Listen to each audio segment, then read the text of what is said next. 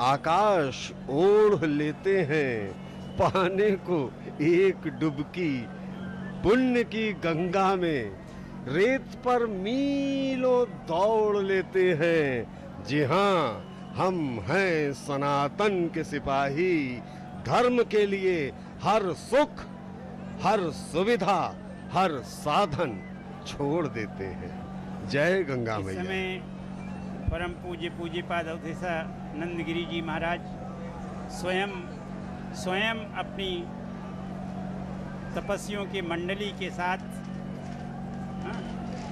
छत्र के साथ स्नान के लिए भगवती गंगा के पावन गोद में उपस्थित हुए हैं। यह अपने उन शिष्यों के लिए यह क्षण विशेष रूप से आनंददायक होता है जब वे अपने गुरु के सानिध्य में, अपने मार्गदर्शक के सानिध्य में वह कोई विशिष्ट कार्यक्रम में सम्मिलित होते हैं। हम लोग देख रहे हैं स्क्रीन पर सभी नागा सन्यासी बड़े आनंद के साथ एक समयावधि में अनुशासन के साथ स्नान करके और बाहर आ रहे हैं। नागा सन्यासियों की तपस्या के स्वरूप भी कई प्रकार के हैं। सबकी साधना का जो कुछ की हठयोग की साधना है, वह साधना निरंतर उसी रूप में चलती रहती, चाहे वो स्नान कर रहे हों, भोजन कर रहे हों, शयन कर रहे हों, कि वह हर क्षण में, काल के हर सीमा में उनका जो उनकी तपस्या का जो, उनकी स्वाध्याय का जो कार्य है वह अनवरत चलता रहता है। मैं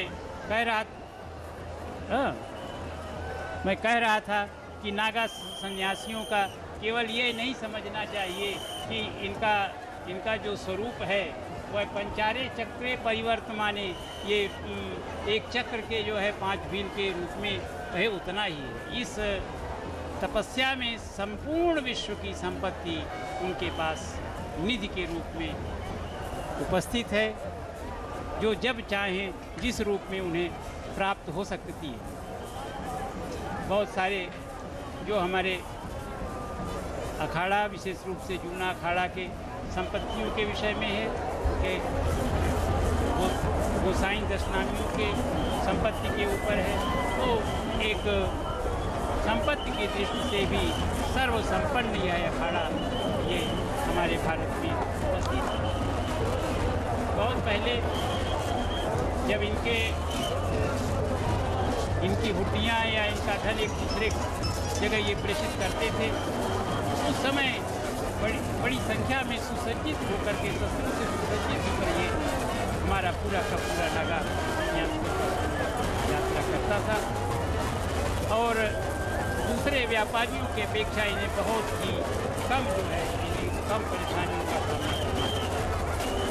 अपने सैन्य बल के कारण ही इन्होंने अंग्रेज़ों के शासन काल में भी जो है वो ऐसा नहीं था कि ईस्ट इंडिया कंपनी जो है बहुत सरलता के साथ अपना कार्य कर सके जो है, और इन्होंने एक तरह से भयानक विद्रोह का रूप धारण किया उसमें। अब मैं वाह, अद्भुत और बड़ी सुंदर जानकारियाँ, और प्रयाग को जानने वाला, प्रयाग से जुड़ा हुआ कोई व्यक्ति आपको जानकारी दे सकता था जैसा आचार्य जी ने आपको दी है।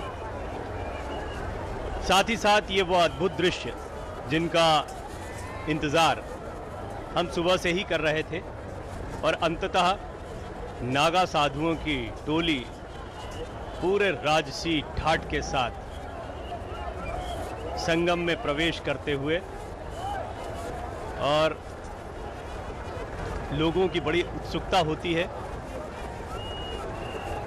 अब नागा साधुओं के स्नान की बारी, इनके दर्शन मात्र से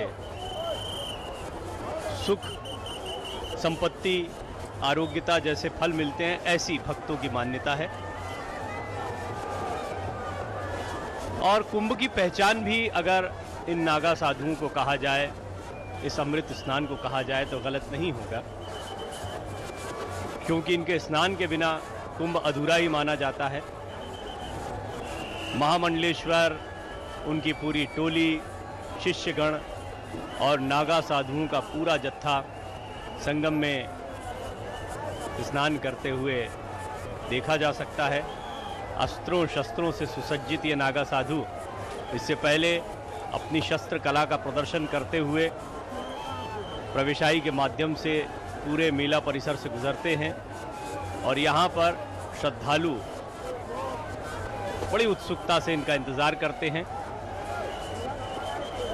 जूना अखाड़ा के प्रमुख अवधेशानंद गिरी जी महाराज के पोस्टर्स लिए हुए ये तमाम उनके साधु या अखाड़े से जुड़े हुए संत दिखाई पड़ते हैं। ये बहुत अद्भुत दृश्य है। तमाम छाया चित्रकारों को भी आप देख सकते हैं, क्योंकि वो जानते हैं ये अवसर फिर नहीं आएगा, इसे कैमरे में कैद कर लेना चाहते हैं। उसकी उत्सुकता भी देखी जा सकती है। वहीं दूरदर्शन ने आज पूरा दिन सुबह 4 बजे से हमने आपको ये अद्भुत तस्वीरें दिखानी शुरू की थी और जैसा मैंने अभी अवधेशानंद गिरी जी का जिक्र किया, उनका भी प्रवेश यहाँ पर होता दिखाई दे रहा है। बहुत ही सम्मानित नाम, सनातन के ध्वजवाहकों में से एक, जूना अखाड़ा के प्रमुख। और जूना अखाड़ा जिसके विषय में आचार्य जी ने भी आपको बताया, इसका महत्व तो है ही। एक जूना शब्द का मतलब पुराना भी होता है और ये प्राचीन काल से इस शब्द का मतलब निकाला जाता रहा है। तो जूना से तात्पर्य सबसे प्राचीन, सबसे पुराने अखाड़े के तौर पर भी है। आदि शंकराचार्य, जिन्होंने आज वर्तमान समय में आप जो सनातन की ध्वजा देखते हैं, सनातन की शक्ति देखते हैं, उसके पुनर्जागरण में, पुनरुत्थान में महत्वपूर्ण भूमिका निभाई। और वे मात्र एक संत के रूप में नहीं बल्कि एक अवतार के रूप में आज भी सनातन धर्म का पालन करने वालों के मन में विराजते हैं। आदि शंकराचार्य ने यूं तो उपनिषदों और वेदांत पर काफ़ी कार्य किया, जो आज भी हमारे लिए बड़े महत्व का विषय है। आज दर्शन शास्त्र की जो पृष्ठभूमि और धुरी दिखाई देती है, जिसके लिए भारत की पहचान है, उसका श्रेय भी उन्हें जाता है। लेकिन इसके साथ ही चाहे ज्योतिर्लिंगों की स्थापना हो, शक्तिपीठों की स्थापना हो या फिर अखाड़ों की स्थापना हो, आज जो परंपरा आप देखते हैं, अखाड़ों को जिस रूप में देखते हैं वो बहुत हद तक आपको सांकेतिक दिखाई देता है। लेकिन अखाड़ा शब्द से ही तात्पर्य उन्हीं रक्षकों से होता था, उन्हीं लड़ाकों से होता था जो सनातन की रक्षा के लिए प्रतिबद्ध रहते थे, अपना पूरा जीवन समर्पित करते थे। उनका परिवार, उनका जीवन, सब कुछ सनातन की रक्षा रहा और आज भी ये परंपरा चली आ रही है। आज जिस तरह आप आर्म्ड फोर्सेस को देखते हैं और जैसा कि हम देख भी रहे हैं कि स्नान के दौरान यहाँ पर सुरक्षा बलों की भी बड़ी टुकड़ी मौजूद है। और जब इन नागा साधुओं का जत्था निकलता है, ये शोभा यात्रा निकलती है, तब भी सुरक्षा के ज़बरदस्त इंतज़ामात किए जाते हैं। लेकिन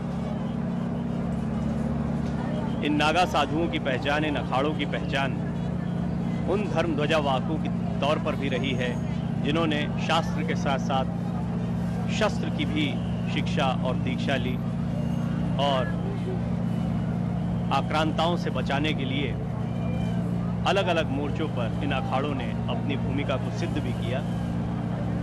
आज भी ये अखाड़े हमारी गौरवशाली परंपरा और हमारे गौरवशाली इतिहास के द्योतक हैं। बड़ा ही उत्साह का माहौल है और सुबह से उत्साह में मैंने रंच मात्र भी कमी नहीं देखी। हालांकि सुबह 4 बजे से लेकर अभी तक एक लंबा अंतराल बीता, लेकिन सतत लोगों का आना, स्नान करना, मौनी अमावस्या के इस अमृत स्नान के प्रति अपनी उत्सुकता दिखाना और उसके बाद में अपने अपने गंतव्य की तरफ लौटना, ये प्रक्रिया सतत चलती रही। और देखिए कितना सुंदर दृश्य है, आहा, अद्भुत दृश्य। घाटों पर आप देख रहे हैं भक्तों को, ये संगम का दृश्य है और संगम पर डुबकी लगाने की चाहत में आज देश भर से, बल्कि दुनिया भर से कहें तो भी गलत नहीं होगा, बड़ी तादाद में श्रद्धालु आए हैं।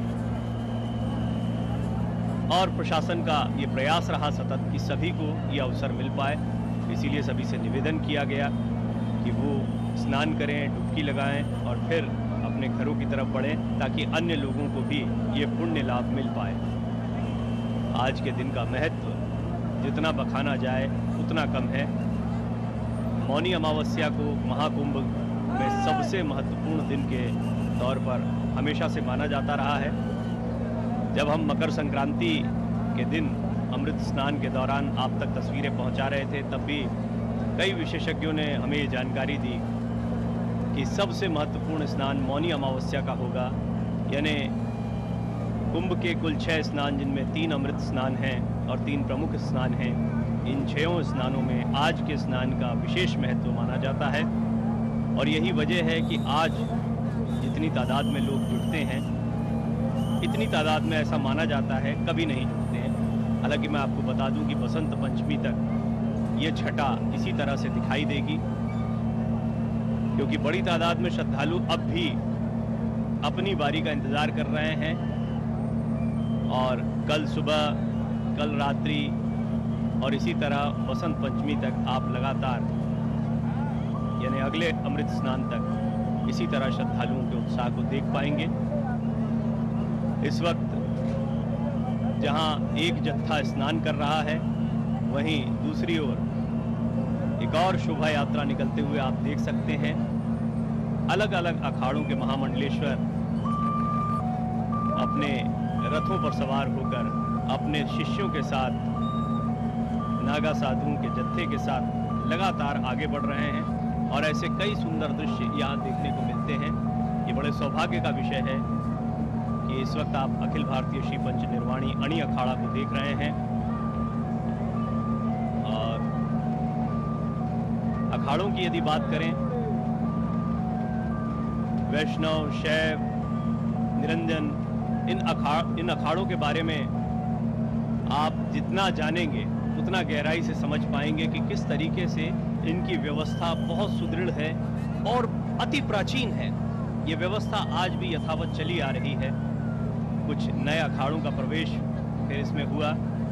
इनमें किन्नर अखाड़ा बहुत चर्चा का विषय हाल के दिनों में बना रहा। तो 2 तस्वीरें आपके सामने हैं। ये सिलसिला इसी तरह जारी रहेगा। एक तरफ अखाड़ों के साधु सन्यासी संगम पर पहुंचकर स्नान कर रहे हैं और दूसरी तरफ अगला जत्था अपने स्नान की ओर बढ़ता हुआ, और उसकी शोभा यात्रा में भी वही गरिमा, वही ओज, वही तेज देखने को मिलता है जो इससे पहले के अखाड़े गुजरते वक्त अपने भक्तों को, श्रद्धालुओं को दिखा कर गए हैं। और इस तरह से ये दूसरा जत्था भी संगम के किनारे पहुंच गया। विशेष घाट का प्रबंध किया गया है और यहाँ पर सभी साधु संत बारी बारी से स्नान करते हैं। और साथ ही साथ में आप देखिए, श्रद्धालुओं के लिए भी विशेष घाटों का प्रबंध किया गया है और इस पर भी सतत स्नान होता जा रहा है। ये संगम का अद्भुत दृश्य जो लगातार आप दूरदर्शन के माध्यम से देख पा रहे हैं। दूरदर्शन राष्ट्रीय के साथ साथ आप हमारे YouTube चैनल पर तो लगातार ये सजीव प्रसारण देख ही रहे हैं, और साथ ही साथ हमारे OTT प्लेटफॉर्म पर भी आप इस पूरे प्रसारण को लगातार लाइव देख पाएंगे। अभी भी देखें आप, यदि आप सुबह से लेकर अभी तक की किसी भी तस्वीर को समानांतर रखकर देखें तो आप पाएंगे कि लगातार इसी तरीके से ये उत्साह बना हुआ है और इसी तरह से ये अखाड़े लगातार अपनी बारी का इंतज़ार करते हुए, हालांकि अखाड़ों को आज सुबह जल्दी निकलना था, इनका इंतज़ार भी किया जा रहा था, लेकिन श्रद्धालुओं की संख्या बहुत अधिक थी और अखाड़ों ने ये निर्णय लिया कि वो पहले श्रद्धालुओं को अवसर देंगे और उसके बाद में फिर एक एक करके अखाड़ों ने आना शुरू किया। और अब क्योंकि उनका इंतज़ार बड़ी बेसब्री से हो रहा था, तो श्रद्धालुओं का उत्साह भी बढ़ गया है। आचार्य जी आपको आगे की जानकारी देंगे अखाड़ों के विषय में, क्योंकि उन्होंने काफ़ी शोध इस पर किया है, काफ़ी जीवन व्यतीत किया है इन विषयों पर।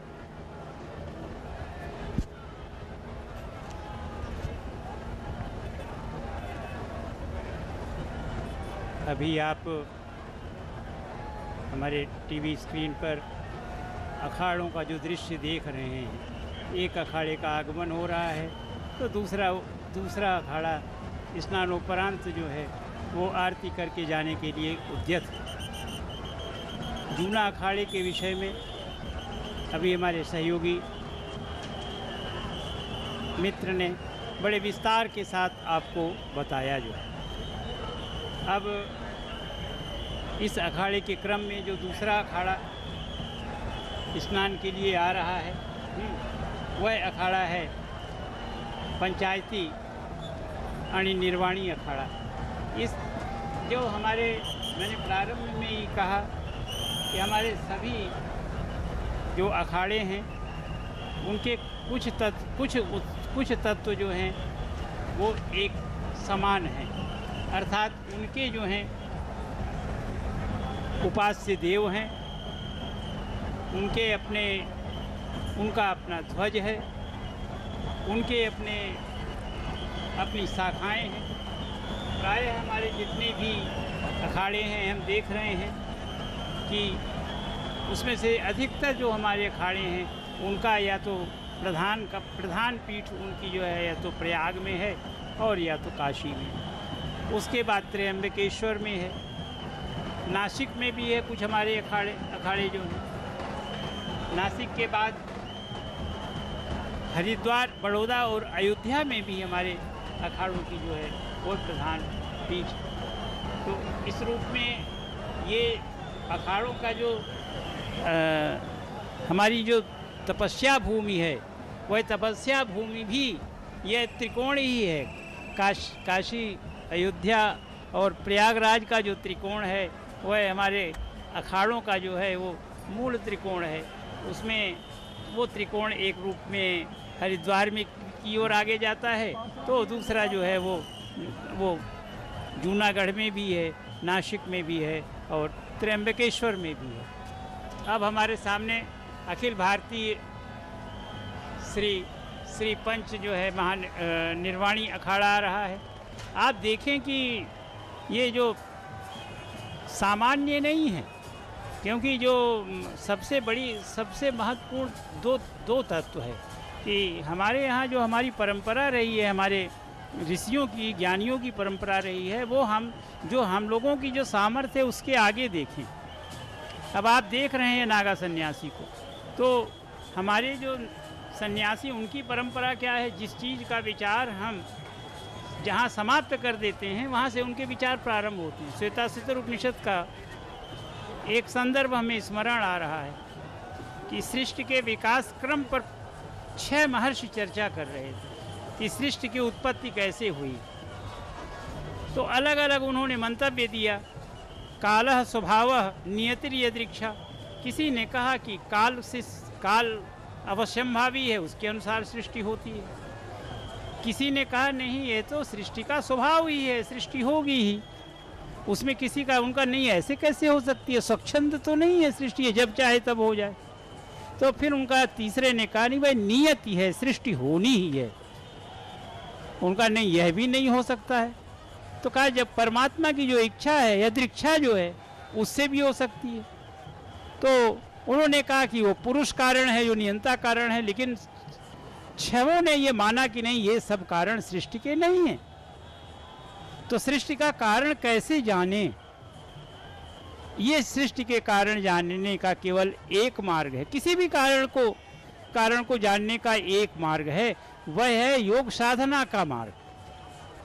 योग साधना में यम, नियम, आसन, प्राणायाम, प्रत्याहार, ध्यान, धारणा, यहाँ तक तो सबकी गति है। अष्टांग योग में 6 की गति सबकी है, लेकिन ध्यान योग पर पहुँचने की दृष्टि कतिपय कुछ तपस्वियों की होती है। तो हमारा श्वेताश्वतर ऋषि कहते हैं ते ध्यान योगानुगता अपश्यन योगात्म देवात्म शक्तिर स्वगुणैर्निगूढ़ाम। तब उन तपस्वियों ने ध्यान योग में जाकर के उस तत्व का दर्शन किया जो समस्त सृष्टि का परिचायक है, अर्थात तो परम देव तत्व। तो हमारे ये नागा, हमारे जो सन्यासी हैं, ये सन्यासी हम लोगों का जो यम नियम आसन प्राणाहार प्राणायाम प्रत्याहार ध्यान, ये जो बहिर्योग है, ये तो इनके जीवन का अंग है। इनके लिए यम नियम आसन प्राणायाम की जरूरत नहीं है, ये इनके नित्य नैमित्तिक जीवन का है। जैसे हम अपने कोई कार्य करते हैं, विश्वविद्यालय जाते हैं या कार्यालय जाते हैं, वो हमारा अंग है, वैसे ही इनका जो बहिर्योग है वो इनका अंग है। लेकिन जो इनका अंतर्योग है, ध्यान धारणा समाधि, वो इन तपस्वियों का मूल वैशिष्ट्य है। वो श्वास लेते हुए चलते हुए वो अपनी इन तीनों का जो है, जो इनका अभ्यास होता है, उस अभ्यास के कारण ही देवात्म शक्तिर स्वगुणैर निगूढ़ाम, जो स्व में स्व के अंदर प्रतिष्ठित देवात्म शक्ति है, उसका दर्शन ये तपस्वी हमारे सन्यासी करते हैं। मैं आगे की चर्चा के लिए अपने विद्वान सहयोगी से निवेदन करता हूँ। अखाड़ों की इस परंपरा के विषय में हमने कुछ बात की, लेकिन अखाड़े हिंदू धर्म की रक्षा के लिए बनाए गए थे। जैसा नाम से ही स्पष्ट है, अखाड़ा शब्द सुनते ही पहलवानी कुश्ती का ध्यान आता है। साधु संतों के कई अखाड़े हैं और इन अखाड़ों को बांटा गया। जब आप नामों को पढ़ते हैं तो कई बार आपको बहुत सारे नाम दिखाई देते हैं। जैसे अभी आप अखिल भारतीय श्री पंच निर्वाणी अनी अखाड़ा को देख रहे हैं। अगर सिलसिलेवार तरीके से वर्गीकरण के आधार पर आप इन अखाड़ों को देखना शुरू करें तो आपको समझ में आएगा कि अखाड़े मूल रूप से 3 वर्गों में बांटे जा सकते हैं, जिन्हें शैव, वैष्णव और उदासीन में बांटा गया है। ऐसे 3 वर्गों में इन अखाड़ों को रखा जाता है। शुरुआत जब हुई थी तो 4 अखाड़ों से इसकी शुरुआत की गई थी, लेकिन बढ़ते बढ़ते फिर अब इनकी संख्या 13 हो चुकी है। और अभी हाल में ही फिर जैसे किन्नर अखाड़े का प्रवेश हुआ है तो ये संख्या बढ़ी है। अगर हम 3 वर्गीकरण के आधार पर, शैव, वैष्णव, उदासीन के आधार पर अखाड़ों को देखें तो आप नाम समझ जाएंगे। इन नामों से काफ़ी कुछ स्पष्ट हो जाता है कि ये किस कड़ी से आते हैं। जैसे शैव संप्रदाय में कुल 7 अखाड़े आते हैं। इष्ट देव भगवान शिव होते हैं, या शिव की उपासना करते हैं। इनमें आप कई अखाड़ों के साथ महानिर्वाणी अखाड़ा पढ़ते हैं और ये अत्यंत प्राचीन अखाड़ा है। इस अखाड़े की स्थापना, जैसा हमने आपको बताया, आदि शंकराचार्य के समय से ही इन अखाड़ों की स्थापना हुई थी। हाँ, हर अखाड़े के एक इष्ट देव होते हैं, उनकी ध्वजा होती है। आप हनुमान जी महाराज को कई अखाड़ों के इष्ट देव के रूप में देखेंगे और शक्ति का प्रतीक भी वो होते हैं। तो शैव अखाड़ों की अगर बात करें तो इसमें महानिर्वाणी अखाड़ा आता है, निरंजनी अखाड़ा आता है, अटल अखाड़ा आता है, आनंद अखाड़ा आता है, अग्नि अखाड़ा आता है और जूना अखाड़ा आता है। और ये सबसे बड़ा अखाड़ा है शैव संप्रदाय का, जूना अखाड़ा, क्योंकि आपने जूना अखाड़ा के कई प्रोसेशंस अभी देखे। आवान अखाड़ा भी इसी तरह से एक और अखाड़ा है जो शैव अखाड़ों में आता है। वहीं वैष्णव अखाड़ों की बात करें तो भगवान विष्णु के मानने वाले, जैसा हम वैष्णव शब्द से ही जानते हैं, तो इसमें दिगंबर अखाड़ा है, निर्मोही अखाड़ा है, निर्वाणी अखाड़ा है और फिर आप कई अखाड़ों के साथ में इन नामों को पढ़ते हैं। जैसा मैंने आपको बताया, इसके इष्ट देव जो हैं वो हनुमान जी महाराज हैं। जब भी आप निर्मोही अखाड़ा या निर्वाणी अखाड़ा, इसी तरह उदासीन अखाड़े हैं, निरंकारी भी बोलते हैं इनको, ओम की उपासना करते हैं। 3 अखाड़े हैं इसमें, उदासीन पंचायती बड़ा अखाड़ा, उदासीन पंचायती नया अखाड़ा और निर्मल अखाड़ा।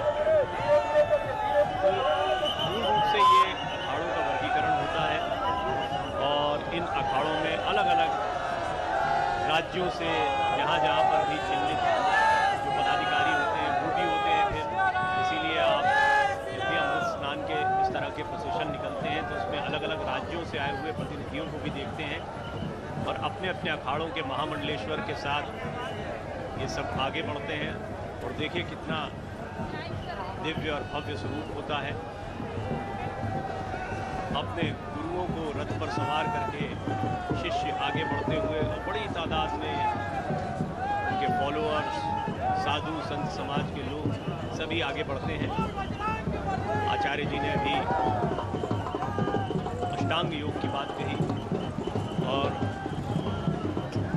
पतंजलि का अष्टांग योग ये सनातन परंपरा का एक बहुत ही महत्वपूर्ण केंद्र रहा है।